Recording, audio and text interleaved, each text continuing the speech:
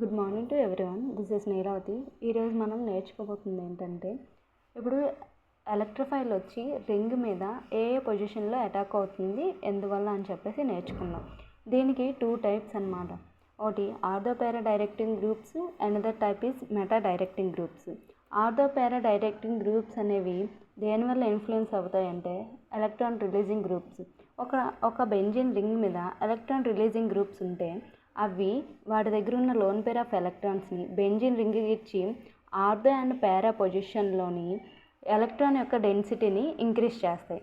దానివల్ల incoming electrophile వచ్చి పారా and ortho పొజిషన్లోని attack అవుతుంది. Examples of ERG, NH2, OR, OH, R etcetera.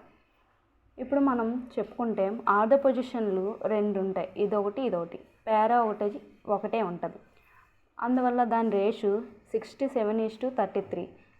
కానీ ఇది ఎప్పుడూ మనకి ప్రాక్టికల్గా రాదు, ప్రాక్టికల్గా ఆర్ థియరిటికల్గా ఎప్పుడు రాలేదన్నమాట. ఎందువల్ల అంటే స్టీరిక్ ఫ్యాక్టర్ వల్ల కానీ ఇండక్టివ్ ఎఫెక్ట్ వల్ల కానీ. ఎనదర్ ఫ్యాక్టర్ వచ్చి meta directing groups. Meta directing గ్రూప్స్లో మనం మెయిన్గా చెప్పుకోవాల్సింది EWG గ్రూపు రింగ్ మీద ఎలాంటి ఇన్ఫ్లుయెన్స్ చేస్తుంది అని చెప్పేసి. NO2, CN, NC, carbonyl groups ఇవన్నీ ఉన్నాయి కదా, ఇవన్నీ EWG గ్రూప్లో వస్తాయి.